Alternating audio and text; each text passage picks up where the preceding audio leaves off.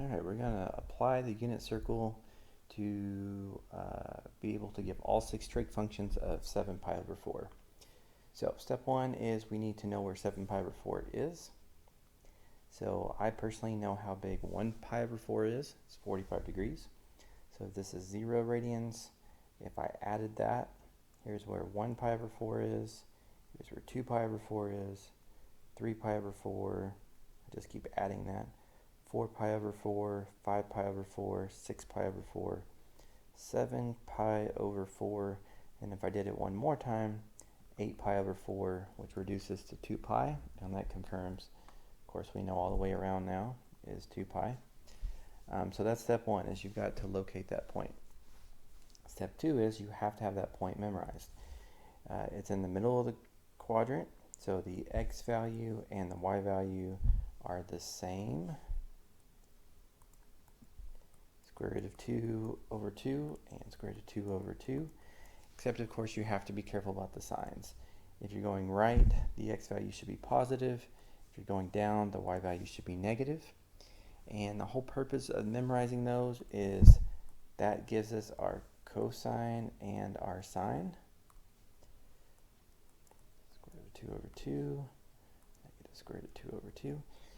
And those are always going to be the hardest ones to find. I mean, they take some memorization.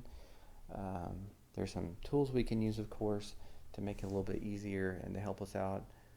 But the rest comes from this. So you definitely don't want to jump into these questions until you slow down and feel pretty confident here. So tangent, we could do sine divided by cosine because that's what tangent is. But in this case, I can see sine and cosine are the same thing, except one's positive, one's negative. So anything divided by itself would be 1, except the positive divided by a negative is negative. So I don't really have to divide those fractions because I noticed that I can save myself a little bit of work. Additionally, the reciprocal of -1 is still -1. You flip that fraction over, you still get -1. So that's pretty easy. If I flip this fraction over for its reciprocal, it does need to be rationalized. So multiply the top and the bottom by the square root of 2, and then it reduces. And I guess I could do the same thing here, but it's going to work out exactly like this.